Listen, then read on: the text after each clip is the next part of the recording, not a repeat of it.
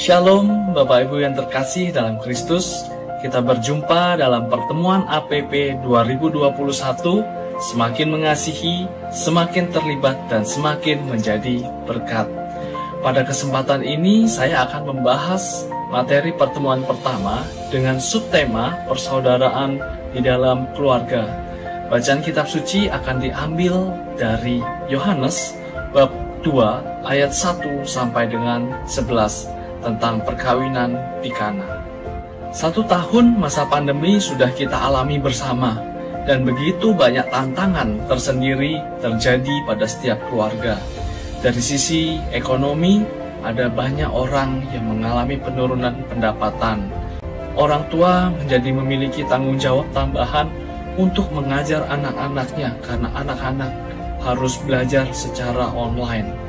Yang ketiga, secara mental, anak-anak juga menjadi stres karena mau tidak boleh keluar rumah, sehingga semua aktivitas menjadi terbatas. Di tengah-tengah tekanan yang ada di masa pandemi ini, kita diajak kembali untuk menumbuhkan kehangatan di dalam keluarga. Aksi tersebut dilandasi oleh semangat kasih, karena Allah adalah kasih. Kasih adalah cahaya yang satu-satunya dapat menerangi dunia yang gelap dan memberikan keberanian kepada kita untuk dapat hidup dan bertindak. Sehingga harapannya keluarga kita menjadi semakin saling mengasihi, makin terlibat, dan makin menjadi berkat bagi keluarga yang lain. Oleh karena itu, mari Bapak Ibu dan Saudara yang terkasih dalam Kristus, kita belajar dari perikop pertama APP 2021 ini dari Yohanes bab 2 ayat 1 sampai dengan 11. Kita baca bersama-sama. Judulnya adalah Perkawinan di Kana.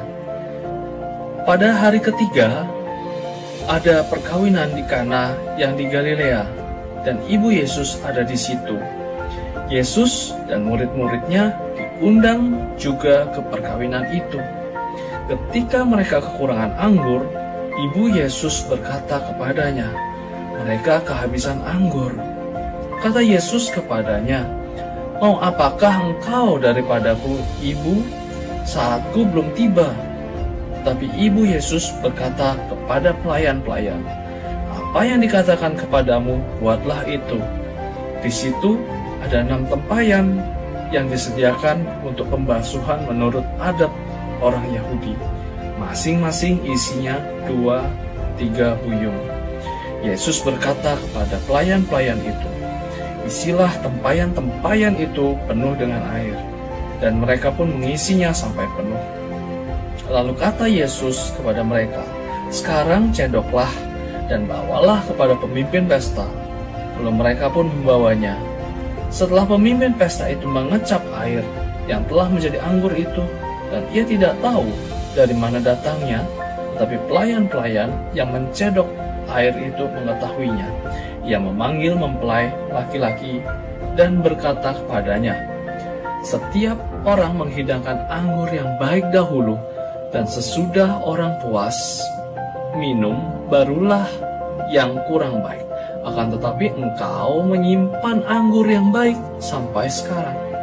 Hal itu dibuat Yesus di Kana yang di Galilea sebagai yang pertama dari tanda-tandanya, dan dengan itu ia telah menyatakan kemuliaannya, dan murid-muridnya percaya kepadanya. Demikianlah Injil Tuhan, terpujilah Kristus. Dalam pesta perjamuan, anggur adalah tanda sukacita. Anggur adalah bagian penting dari pesta tersebut. Pada kehidupan bangsa Israel pada zaman itu, pesta perkawinan dilakukan selama 1 minggu. Bisa sangat mungkin terjadi kehabisan anggur karena lamanya pesta yang dilakukan. Dan hal itu tentunya menjadi hal yang sangat memalukan bagi mempelai maupun keluarganya. Di tengah situasi yang sulit ini, Yesus dan Bunda Maria hadir untuk tetap menghadirkan sukacita di dalam pesta tersebut. Tuhan Yesus mengubah air dari tempayan pembasuhan kaki menjadi anggur, sehingga sukacita dengan tandanya anggur yang ada dari awal sampai akhir pesta tetap ada. Tahun 2021, gereja di Keuskupan Agung Jakarta memasuki tahun refleksi agar semakin mengasihi, semakin terlibat, dan semakin menjadi berkat. Lalu bagaimana cara kita untuk tetap memunculkan kehangatan di dalam keluarga? Kita belajar dari perikop perkawinan di Kana ini. Ada 3 poin yang bisa kita pelajari. Poin yang pertama adalah agar kita selalu melibatkan Tuhan dalam menumbuhkan kasih di dalam keluarga.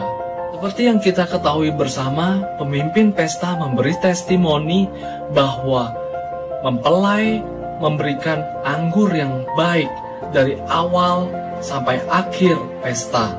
Namun, pemimpin pesta tidak tahu bahwa air tersebut berasal dari tempayan pembasuhan kaki. Dan di situ ada peran besar, yaitu dari Yesus yang mengubah air menjadi anggur. Jadi dengan kata lain, Yesus telah menjaga sukacita di dalam pesta perkawinan itu, karena anggur adalah lambang sukacita. Buat kita yang hidup saat ini, kita pun perlu untuk melibatkan Tuhan di dalam kehidupan kita.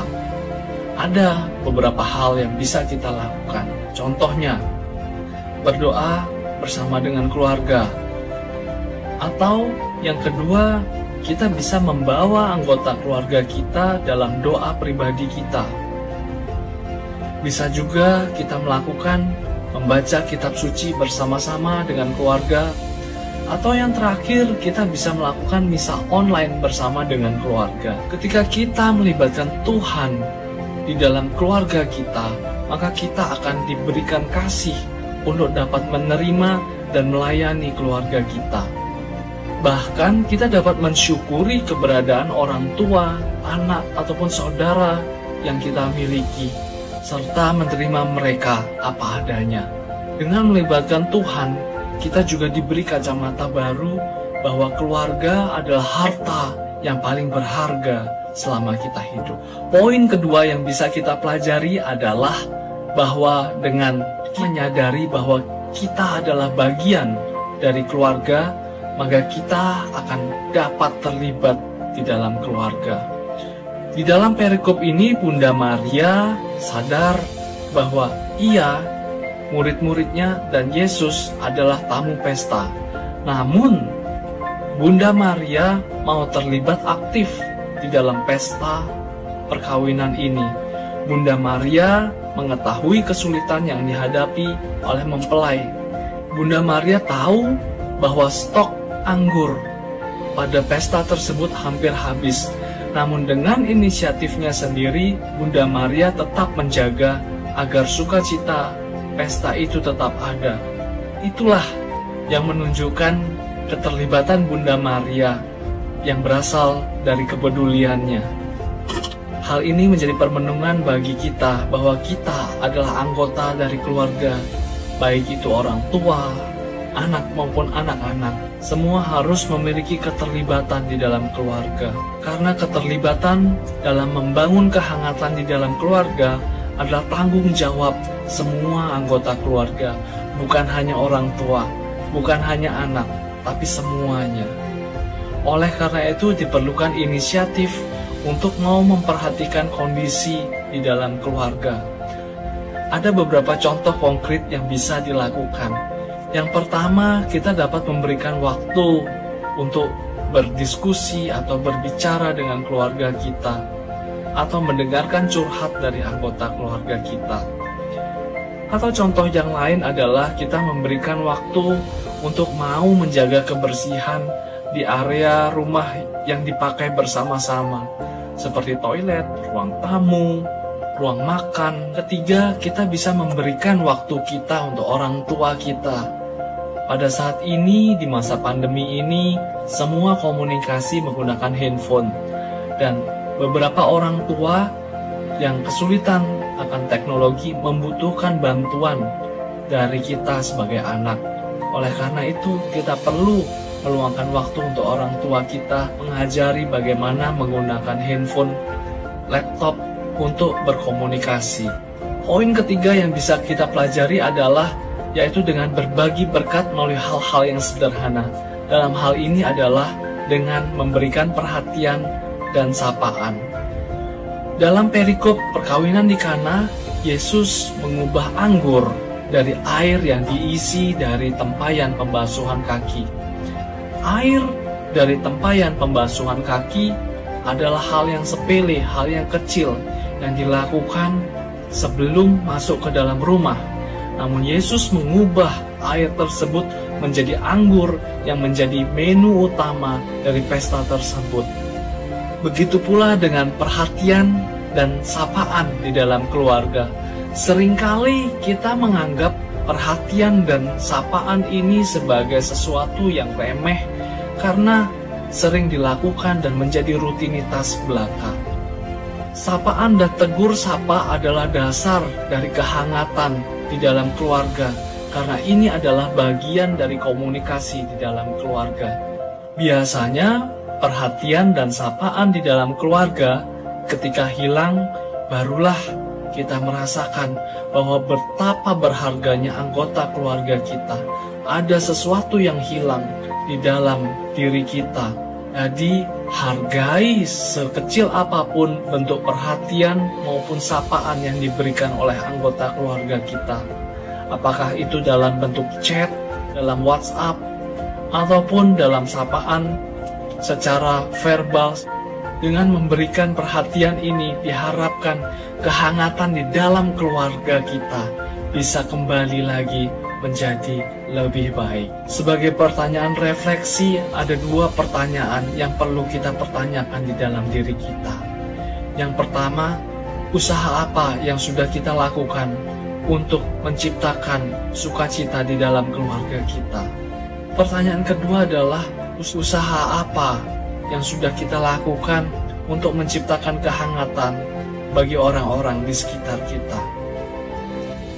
Semoga dengan pertemuan pertama APP pada tahun 2021 ini, kita menjadi pribadi seperti anggur, berkualitas baik dari awal sampai akhir pesta, dan kita bisa semakin mengasihi, semakin terlibat, dan semakin menjadi berkat untuk orang-orang di sekitar kita. Sampai jumpa di kesempatan berikutnya. Tuhan Yesus memberkati kita.